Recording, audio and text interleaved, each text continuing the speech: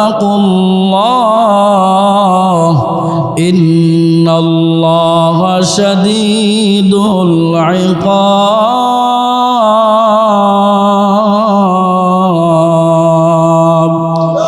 আরো জোরে বলেন আল্লাহু আকবার। আল্লাহ পাক রব্বুল আলামিন বলেন, ও দুনিয়ার মানুষ, তোমরা পরস্পর নেকের কাজের ব্যাপারে একে অপরের সাথে প্রতিযোগিতা করো। একজন যদি জুমার দিন, পবিত্র জুমার দিন শুক্রবারে সবার আগে আসে, তাহলে তুমি চেষ্টা করো আমি যেন তার আগে আসতে পারি, ঠিক কিনা বলেন?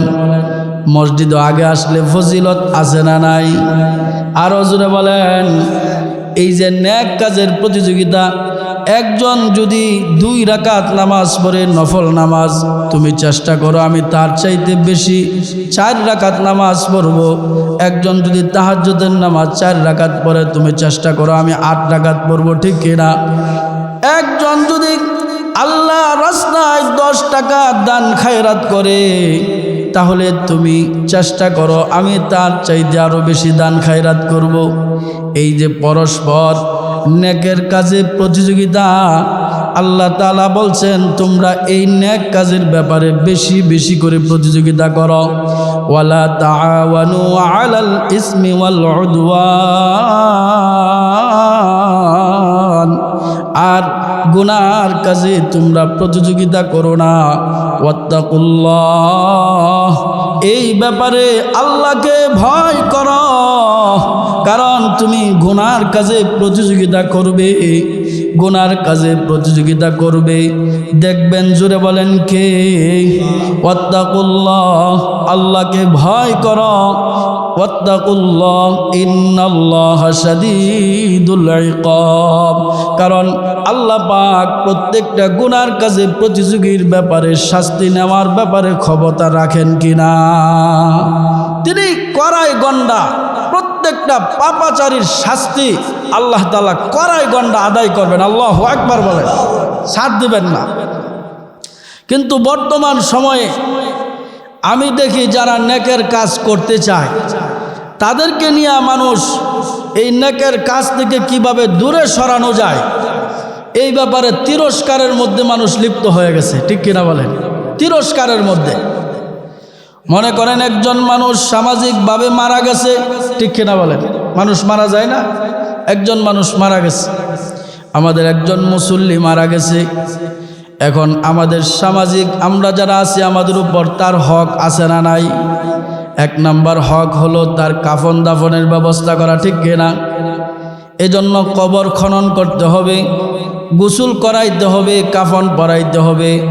এটা প্রত্যেকটা মানুষ, যেই সমাজের মানুষ মারা যাবে ওই সমাজবাসীর উপর দায়িত্ব, ঠিক কিনা? এই যে দায়িত্ব পালন করবে, এক শ্রেণীর মানুষ আছে তারা কবর খনন করবে। কবর খনন করতে যখন বের হয়, তখন মানুষ সমালোচনা শুরু করে দেয় যে 40 দিনা দাওয়াত খাওয়ার জন্য কবরে যাইতেছে খনন করার জন্য। এই রকম সমালোচনাকারী আছে না নাই? জোরে বলেন, আছে না নাই? এই যে কবর খনন করা, এটা কত বড় ফজিলতের কাজ, কত বড় সওয়াবের কাজ। রাসূল আরবি সাল্লাল্লাহু আলাইহি ওয়াসাল্লাম বলেন, মান গাসসালা মাইয়িতান, আল্লাহর রাসূল বলেন যেই ব্যক্তি মাইয়াতকে গোসল করাবে, কাপন পরিধান করাবে, রাসূলুল্লাহ সাল্লাল্লাহু আলাইহি ওয়াসাল্লাম বলেন তাকে আল্লাহ তাআলা 40 বার ক্ষমা করে দিবেন। সুবহানাল্লাহ, 40 বার তাকে ক্ষমা করা হবে। জোরে বলেন সুবহানাল্লাহ। শুধু মাইয়াতকে গোসল করাবে আর কাফন পরাবে। রাসূল আরবি সাল্লাল্লাহু আলাইহি ওয়াসাল্লাম বলেন, যে ব্যক্তি মাইয়াতকে গোসল করাবে, কাফন পরাবে, এই গোসল করাইতে গিয়ে মাইয়াতের দোষ ত্রুটিগুলো গোসলকারী গোপন রাখবে, প্রকাশ করা যাবে না। মাইয়াতকে গোসল করাইতে গিয়ে অনেক কিছুই দোষ ত্রুটি প্রকাশ পায়, ঠিক কিনা? এগুলো প্রকাশ করা যাবে না, গোপন রাখতে হবে। রাসূল আরবি সাল্লাল্লাহু আলাইহি ওয়াসাল্লাম বলেন, এই যে গোপন রাখবে আল্লাহ তাআলা তাকে 40 বার ক্ষমা করে দিবেন। সুবহানাল্লাহ। আর যে ব্যক্তি মাইয়াতের জন্য কবর খনন করবে, সবের আশায় কবর খনন করবে, আর কোনো আশা নাই। একটাই আশা, আল্লাহকে খুশি করার জন্য সবের উদ্দেশ্যে কবর খনন করবে।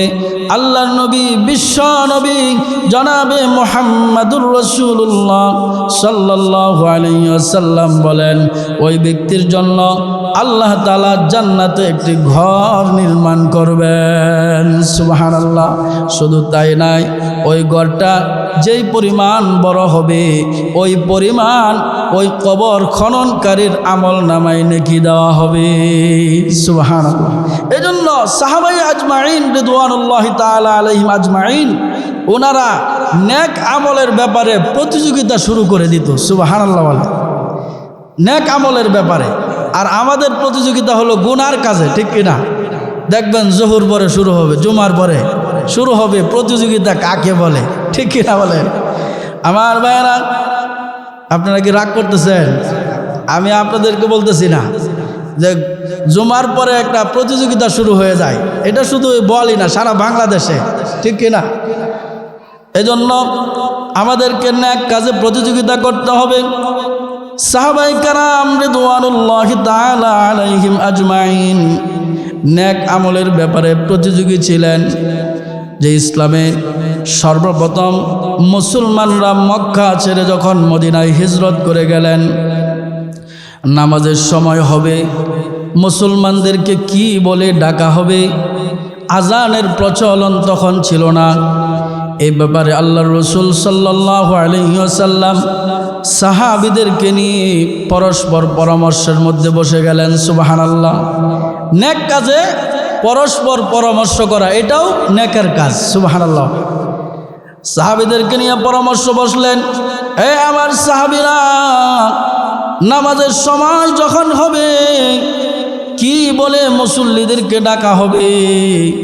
কিছু সাহাবায়ে কেরাম পরামর্শ দিলেন, ইয়া রাসূলুল্লাহ, ইয়া হাবিবাল্লাহ, ওগো নবীজি, নামাজের সময় যখন হবে তখন ঘন্টার মধ্যে বাজনা দিলে মানুষ ঘন্টার আওয়াজ শুনে শুনে মসজিদে চলে আসবে, নামাজের সময় হয়েছে এটা বুঝে নেবে।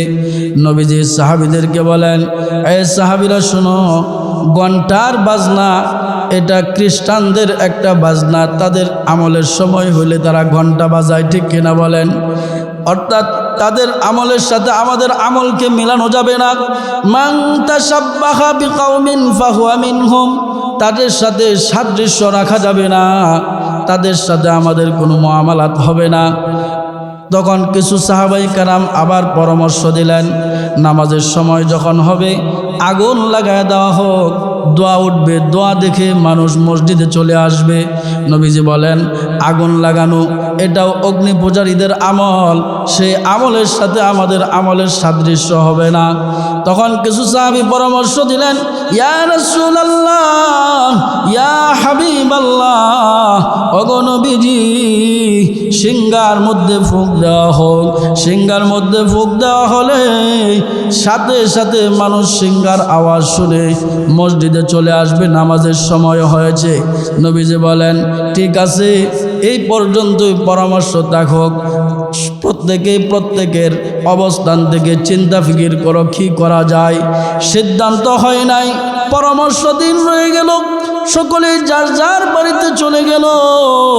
সকালবেলা যখন হয়ে গেছে, নবীর একজন বিশিষ্ট সাহাবী যার নাম হযরত আব্দুল্লাহ বিন যায়েদ বিন আব্দুর রাব্বি রাদিয়াল্লাহু তাআলা আনহু ঘুমন্ত অবস্থায় স্বপ্ন দেখলেন। আল্লাহু আকবার বলেন।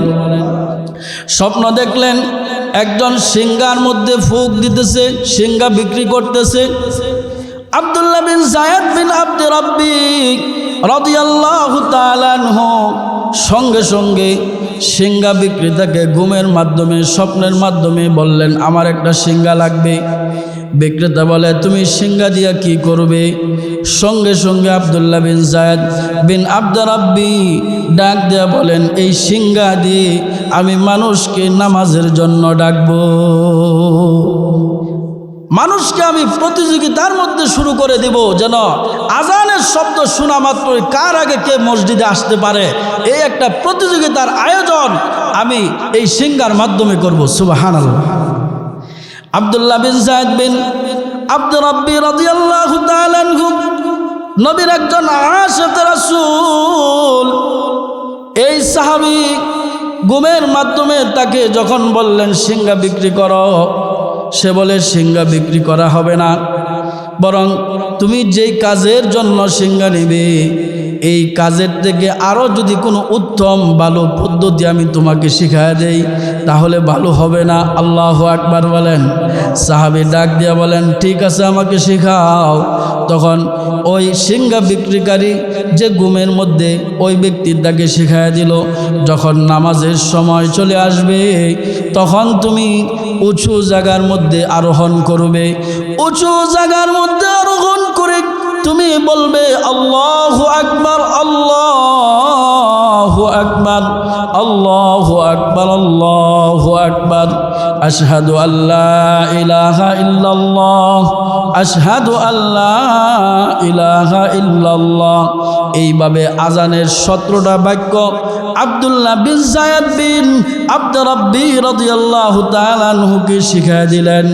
এরপরে ওই ঘুমন্তকারী ওই ফেরেশতা আবার তাকে বললেন, তুমি কিছু সময় অপেক্ষা করবে, এরপরে নামাজে যখন দাঁড়ায় যাবে, নামাজে দাঁড়ানোর সময় যখন হবে সঙ্গে সঙ্গে তুমি আজানের মধ্যে আবার আজান দিবে, শুধু একামত দিবে, কদ কামাতিস সালাহ, কদ কামাতিস সালাহ, এই শব্দগুলো বৃদ্ধি করবে, সঙ্গে সঙ্গে নামাজ শুরু হয়ে যাবে। সুবহানাল্লাহ। সাহাবী ঘুমের মধ্যে এই স্বপ্নটা তিনি দেখলেন। দেখার পর সকাল যখন হয়ে গেল সঙ্গে সঙ্গে আনন্দ উৎপন্ন হয়ে দৌড়ে আল্লাহর নবী বিশ্ব নবী জনাবে মুহাম্মাদুর রাসূলুল্লাহ সাল্লাল্লাহু আলাইহি ওয়াসাল্লামের কাছে চলে আসলেন। নবীকে ডাক দিয়ে বলেন, ইয়া রাসূলুল্লাহ, ইয়া হাবিবাল্লাহ, আল্লাহর নবী গো, আজকে রজনীতে আমি এরকম স্বপ্ন দেখেছি, আমাকে সিংহায় ফুঁক দেওয়ার চাইতে আরো উত্তম পদ্ধতি আমাকে শিখায় দেওয়া হয়েছে। সাহাবী চোখের পানি ছেড়ে দিয়ে আজানের 17টা কালিমা নবীর সামনে পেশ করলেন। আল্লাহু আকবার, আল্লাহু আকবার, আল্লাহু আকবার,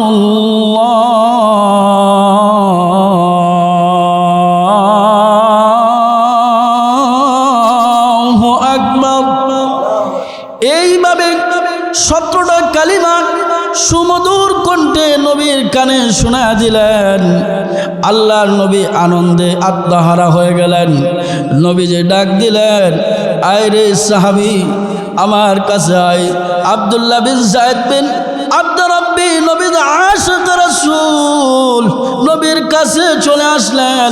নবীজি তখন আব্দুল্লাহ বিন যায়েদ বিন আব্দুর রাব্বিকে ডাক দিয়ে বলেন, ও সাহাবী শুনো, তুমি এই কালিমাগুলো আমার প্রিয় সাহাবী যার অবস্থান শারীরিকভাবে দেখতে ভালো না, যার নাম হলো হযরত বেলাল, তার কানে কানে তাকে শিখায় দাও, তার কানে কানে তাকে শিখায় দাও। কারণ হলো সে দেখতে কালো হলে কি হবে, তার আওয়াজ অনেক উঁচু। সুবহানাল্লাহ। তাকে শিখায় দাও, এখন থেকে মসজিদে নববীর জন্য প্রথম মুয়াজ্জিন হিসাবে হযরত বেলালকে ঘোষণা করা হলো। সুবহানাল্লাহ। সেখান থেকে আজানের প্রচলন শুরু হয়ে গেল।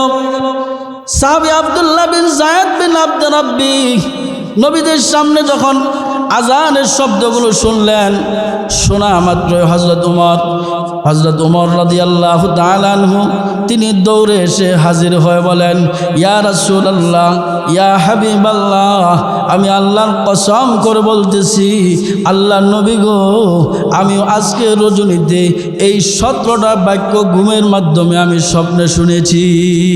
সুবহানাল্লাহ। একাধিক সাহাবায়ে কেরাম এইভাবে স্বপ্নে রূপান্তরিত হলো। রাসূল বলেন, যে স্বপ্নের মাধ্যমে তোমাদেরকে বলেছে এই যে আজানের শব্দগুলোর ব্যাপারে তোমাদের ভিতরে একটা চিন্তা চেতনা ছিল, আল্লাহ পাক রব্বুল আলামিন তোমাদের মনের অবস্থা জেনে আল্লাহ তাআলা তোমাদের কাছে আজানের ফেরেশতা আল্লাহ প্রেরণ করে আজানের বাক্যগুলো তোমাদেরকে শোনায় দিয়েছেন। সুবহানাল্লাহ। সর্বপ্রথম আজান চালু হয়ে গেল, দায়িত্ব দেওয়া হলো হযরত বেলাল। হযরত বেলাল রাদিয়াল্লাহু তাআলা আনহুকে দায়িত্ব দিলেন। মর্যাদা বাড়লো না কমলো? জোরে বলেন। নবীর মুয়াজ্জিন, মুয়াজ্জিনুর রাসূল সাল্লাল্লাহু আলাইহি ওয়াসাল্লাম, নবীর মসজিদের মুয়াজ্জিন হযরত বেলাল হয়ে গেল। এখানে তো অনেক সাহাবায়ে কেরাম ছিলেন যাদের বাড়ি আরবে ছিল, যাদেরকে দেখতে সুন্দর, হাবশি গোলামের মতো নয়। হযরত বেলালকে কেন দেওয়া হলো? বেলালের এমন কি আমল আছে যে আমল বেলাল প্রতিযোগিতার মাধ্যমে আগে বেড়ে গেছে? সুবহানাল্লাহ বলে। কি আমল আছে বেলালের? অথচ বেলাল রাদিয়াল্লাহু তাআলা আনহু নবীর একজন প্রিয় সাহাবী, যিনি ঈমানের জন্য বারবার নির্যাতিত হয়েছেন, হযরত বেলাল। এই বেলালকে মুয়াজ্জিন মসজিদে নববীর বানানো হয়েছে। বেলালের এমন কি আমল আছে? আল্লাহর নবী, বিশ্ব নবী জনাবে মুহাম্মদুর রাসূলুল্লাহ সাল্লাল্লাহু আলাইহি ওয়াসাল্লাম বলেন, আমি যখন মেরাজে গিয়েছি, মেরাজে যাওয়ার সময় আরশে আজিমের মধ্যে যখন আমি অবস্থান করি, ওই সময় ওইখান থেকে আমি বসে বসে আমি শুনতেছিলাম খরমের পায়ের আওয়াজ। বেলাল তো খরম পা দিত, খটখট করে আওয়াজ করতেছে। আমি সেখানে শুনতে পেয়েছি, শুনে আমি বুঝতে পেরেছি বেলালের আওয়াজ আমার কানে আসতেছে। রাসূলুল্লাহ সাল্লাল্লাহু আলাইহি ওয়াসাল্লাম মেরাজ থেকে এসে বেলালকে জিজ্ঞাসা করলেন, বেলাল, এমন কি আমল তুমি করো যে আমলের কারণে তোমার খরমের আওয়াজ এখন আর জমিনে নয়, সেই আওয়াজ আরশে আজিম পর্যন্ত পৌঁছে গেছে? সুবহানাল্লাহ। হযরত বেলাল চোখের পানি ছেড়ে দিয়ে ডাক দিয়ে বলেন, ইয়া রাসূলুল্লাহ, ইয়া হাবিবাল্লাহ, আল্লাহর নবী গো, আমি তেমন কোনো আমল করি না, আমি শুধু একটা আমল করি। সেই আমলটা আমাদের জানার দরকার আছে না নাই? আরো জোরে বলেন, আছে না নাই? কি আমল করেন? বেলাল চোখের পানি ছেড়ে দিয়ে বলেন, ইয়া রাসূলুল্লাহ, ইয়া হাবিবাল্লাহ, আমি যে আমলটা করি সেই আমলটা হলো, আমি যতক্ষণ পর্যন্ত সজাগ থাকি ততক্ষণ পর্যন্ত আমি ওযুর হালাতে থাকি। সুবহানাল্লাহ। ওযুর দাম আছে না নাই? আরো জোরে বলতে হবে, আছে না নাই? সদা সর্বদা তিনি ওযুর হালাতে থাকেন। এজন্য ওযু অবস্থায় থাকার কারণে যদিও দুনিয়াতে হাঁটা চলা করতেছে, তার আওয়াজ কিন্তু আরশে আজিমে পৌঁছে যাইতেছে। ঠিক কিনা বলেন? পায়ের আওয়াজ যদি উঠে তাহলে মুখের আওয়াজ উঠবে কিনা বলেন? মুখের আওয়াজের দাম আছে না? খরমের আওয়াজ যদি আরশে আজিমে পৌঁছে তাহলে মুখের আওয়াজের দাম তো আরো বেশি হবে। আল্লাহু আকবার বলেন। আর আমাদের অবস্থান কি? ওযু তো থাকবে দূরের কথা, এখন যদি মৃত্যু হয়ে যায়, গোসল করানোর জন্য যদি গোসলকারী রেডি করে, দেখবে বগুল গুপ্তস্থান মনে হয় 3 বছর ধরে পরিষ্কার নাই। ঠিক না বেটি? 3 বছর ধরে ফসম লম্বা হয়ে রয়েছে। শুধু সাফা সেভ করিয়া দামি ক্রিম লাগাইলেই বেহেশতে যাওয়া যাবে না। ঠিক কিনা বলেন? আসল জায়গা পরিষ্কার রাখতে হবে 40 দিনের ভিতরে। ঠিক কিনা বলেন? 40 দিনের ভিতরে এই জায়গাগুলো পরিষ্কার রাখা, এটা দায়মি সুন্নত। সুবহানাল্লাহ বলেন। দায়মি সুন্নত, এটা পরিষ্কার রাখতে হবে। অনেক গোসলকারী মাইয়াতকে গোসল করাইতে গিয়া একবারে ইতস্তবুতের মধ্যে পড়ে যায়, তখন তো এইভাবে রাখতে হয়। লজ্জাস্থানে তো এই যে হাত দিতে পারবে না, লজ্জাস্থানে গোসলকারী সে হাত দিবে কিভাবে? তো এই কারণে আমাদেরকে ওযু না করি কমপক্ষে এতটুক প্রস্তুতি তো আমাদের রাখতে হবে। কি বলেন? ওযু সদা সর্বদা না থাকুক, কিন্তু মৃত্যুর জন্য যেন গোসল দিয়াই কবরে যাইতে পারি সেই প্রস্তুতির দরকার আছে না নাই? হযরত বেলাল রাদিয়াল্লাহু তাআলা আনহু সদা সর্বদা ওযুর হালতে থাকার কারণে আল্লাহ পাক রব্বুল আলামিন বেলালের মর্যাদা বাড়ায় দিয়েছেন। যার মর্যাদা যত বেশি হবে তার সমালোচনা কম হবে না বেশি হবে? আরো জোরে বলতে হবে। হিংসুক মানুষ আছে না নাই? কম না বেশি? হযরত বেলালকে নিয়ে এখন কিছু মানুষের হিংসা শুরু হয়ে গেছে। কারণ বেলাল জোরে উঁচু কণ্ঠে আওয়াজ দেয়, ঠিক আছে, কিন্তু বেলাল একটা হরফ উচ্চারণ করতে পারে না। সেই হরফটার নাম হলো শিন। শিন উচ্চারণ করতে পারে না। আশহাদু আন্না মুহাম্মাদুর রাসূলুল্লাহ এটা যখন বলে বেলাল, তখন আশহাদু আন্না মুহাম্মাদুর রাসূলুল্লাহ বলতে পারে না। আশহাদু আল্লা ইলাহা ইল্লাল্লাহ বলতে পারে না। বেলাল বলে আশহাদু, পুরান ঢাকায় মানুষের মতো, ঠিক কিনা? আশহাদু বলে, আশহাদু বলে। আশহাদু বলার কারণে সাহাবায়ে কেরাম নবীজির কাছে নালিশ পেশ করলেন, ইয়া রাসূলুল্লাহ, ইয়া হাবিবাল্লাহ, আল্লাহর নবী গো, আপনার প্রিয় সাহাবী হযরত বেলাল শিন উচ্চারণ করতে পারেন নাই। আপনার মসজিদের মুয়াজ্জিন, যেখানে পৃথিবীর বিভিন্ন জায়গা থেকে মানুষ আসে, এই মসজিদের মুয়াজ্জিন যদি শিন উচ্চারণ করতে না পারে তাহলে এটা তো কেমন দেখা যায়। ওগো নবীজি, আপনার কাছে আমরা দরখাস্ত রাখতে চাই, অনুরোধ রাখতে চাই, আপনি হযরত বেলালকে পরিবর্তন করে আরেকজন সুরালু কণ্ঠস্বর, যার উচ্চারণ সুন্দর, আওয়াজ সুন্দর, বাচনভঙ্গি সব কিছু সুন্দর, এমন একজন মসজিদে নববীর জন্য মুয়াজ্জিন নিযুক্ত করেন। রাসূলুল্লাহ সাল্লাল্লাহু আলাইহি ওয়াসাল্লাম আরেকজন সাহাবীকে সাহাবায়ে কেরামের পরামর্শে মুয়াজ্জিন নিযুক্ত করলেন। ফজরের আজান দিলেন, সুন্দর কণ্ঠে আজান দিলেন। রাসূলুল্লাহ সাল্লাল্লাহু আলাইহি ওয়াসাল্লাম নামাজ পড়াইলেন, নামাজও হয়ে গেল, আজানও হয়ে গেল। রাসূলুল্লাহ সাল্লাল্লাহু আলাইহি ওয়াসাল্লাম যখন ফজরের নামাজের সালাম ফিরানো শেষ করলেন, সঙ্গে সঙ্গে জিবরাইল আমিন হাজির হয়ে গেল। সুবহানাল্লাহ। জিবরাইল আমিন হাজির হয়ে ডাক দিয়ে বলেন, ইয়া রাসূলুল্লাহ, ইয়া হাবিবাল্লাহ, ওগো নবীজি, আজকে কি মসজিদে নববীতে আজান হয় নাই? আল্লাহর নবী বলেন, আজান হয়েছে, নামাজও হয়েছে, আমি নামাজ পড়ে বসে আছি। জিবরাইল আমিন ডাক দিয়ে বলেন, ইয়া রাসূলুল্লাহ, ইয়া হাবিবাল্লাহ, আজকে আমি জিবরাইল বলতে চাই আজান হয় নাই, নামাজ হয়েছে ঠিক, আজান হয় নাই। নবীজি বলেন, কেন আজান হয় নাই? তুমি কি পেয়েছো আজানের মধ্যে? জিবরাইল আমিন ডাক দিয়ে বলেন, হযরত বেলাল যদিও জমিনের মধ্যে আজান দেয়, তার আজান যদিও জমিনের মধ্যে হয়, গোটা আসমানবাসী আমরা হযরত বেলালের আজান শুনতে পাই। আজকে আমরা আজান শুনি নাই, গোটা আসমানবাসী বেলালের আজানের অপেক্ষা হয়ে আছে। আল্লাহর নবী, বিশ্ব নবী জনাবে মুহাম্মাদুর রাসূলুল্লাহ সাল্লাল্লাহু আলাইহি ওয়াসাল্লাম বেলালকে খবর দিলেন, বেলাল রে, তাড়াতাড়ি আমার কাছে আও। দেখতে ভালো না, হাবশি গোলাম, গঠনদার ভালো না, সবসময় অজুর হালতে থাকার কারণে তার আওয়াজ এখন আর শুধু জমিনও নয়, মুখের আওয়াজ আসমানে চলে যায়।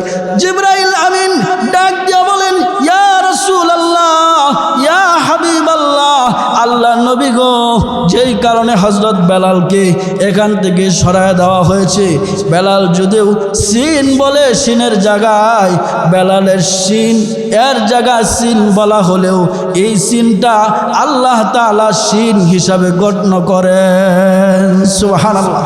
বেলাল সিন বলবে, কিন্তু আরশে আজিমে তার এই সিনটা সিন লেখা হবে। সুবহানাল্লাহ। তার মর্যাদা কমলো না বাড়লো? কম না বেশি? অনেক মর্যাদা তার আল্লাহ তাআলা বৃদ্ধি করে দিলেন।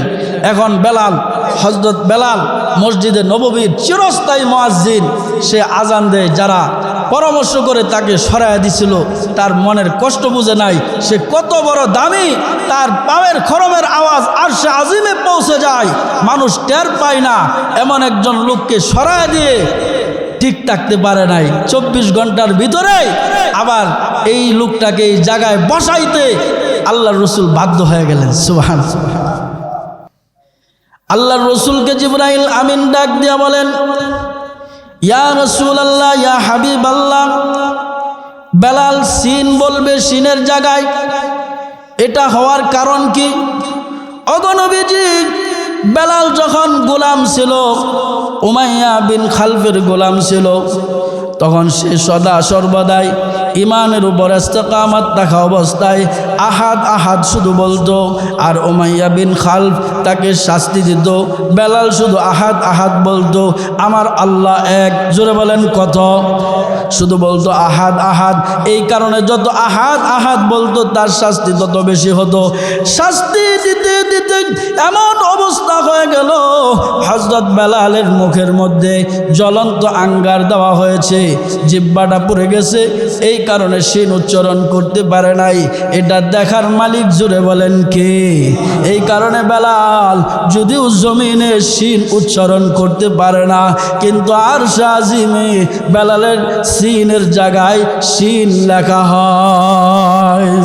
सारे दुनिया हो मुखालिफ पर न कुछ नुकसान है, डर नहीं गम नहीं जब रहमत रहमान है। सुबहानाल्लाह।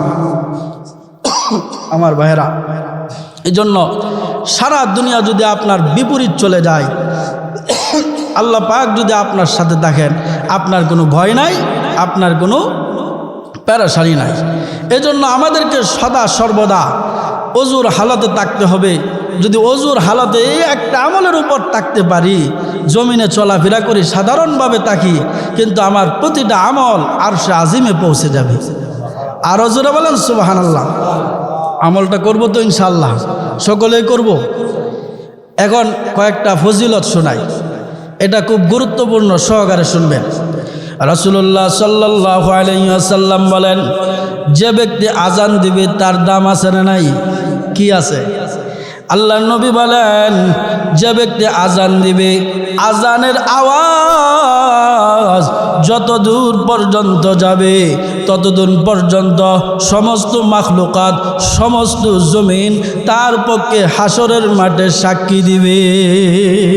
শুধু তাই নয়, এই মুয়াজ্জিনের ব্যাপারে আল্লাহর রাসূল বলেন, আতওয়ালুন নাস আনাকান ইয়াউমাল কিয়ামা, হাসরের মাঠে মুয়াজ্জিনের গর্দান উঁচু হয়ে থাকবে। সমস্ত মানুষ দেখেই বেলালকে চিনে ফেলবে, যারা মুয়াজ্জিন তাদেরকে দেখেই চিনে ফেলবে। আল্লাহ তাআলা সেদিন মুয়াজ্জিনদেরকে স্পেশাল পাওয়ার দিয়ে তাদেরকে আরশে আজিমের মেহমান বানায় দিবেন। সুবহানাল্লাহ। এখন আমরা যারা আজান দিতে পারি নাই, আমাদের ফজিলত কি? আল্লাহ রসুল সাল্লাল্লাহু আলাইহি ওয়াসাল্লাম বলেন, যে ব্যক্তি মসজিদের মুয়াজ্জিনের আজান শুনবে, আজানের জবাব দিবে। সুবহানাল্লাহ বলেন। আজানের জবাব কি? 1 নম্বর জবাব হলো নামাজ পড়া। কি পড়া? নামাজ ছাড়া জবাব দেওয়ার জান্নাতে যাওয়া যেত না। ওই রোজা ছাড়া ইফতার খাইলে যেমন ফজিলত নাই, ঠিক তদ্রূপভাবে আজানের জবাব 1 নম্বর হলো কি? নামাজ। আজানের জবাব দিবে, নামাজ পড়বে 1 নাম্বার। এটার জন্য যে ব্যক্তি বের হয়ে যাবে, সাথে সাথে মুয়াজ্জিন যা বলে, ইয়াকুলুল আজান মিসলামা ইয়াকুল, মুয়াজ্জিন যা বলবে আজানের জবাব তাই হবে। শুধু হাইয়া আলাস সালাহ, হাইয়া আলাল ফালাহ, এর মধ্যে বলবে লা হাওলা ওয়ালা কুওয়াতা ইল্লা বিল্লাহ, কাদ কামাতিস সালাহ, এর মধ্যে বলবে সাদাকতা ওয়া বারারতা, আস-সালাতু খায়রুম মিনান নাওম, বলবে সাদাকতা, সত্য বলেছেন। এই জবাবগুলো যে ব্যক্তি দিবে, আল্লাহর রাসূল সাল্লাল্লাহু আলাইহি ওয়াসাল্লাম বলেন, জবাব এটা যখন শেষ হবে, তারপরে রাসূলের উপর একবার দুরূদ শরীফ পড়বে সাল্লাল্লাহু আলাইহি ওয়াসাল্লাম। নবীজি বলেন, তারপরে কালিমায়ে শাহাদাত পড়বে, আশহাদু আল্লা ইলাহা ইল্লাল্লাহু ওয়া আশহাদু আন্না মুহাম্মাদান আবদুহু ওয়া রাসূলুহু।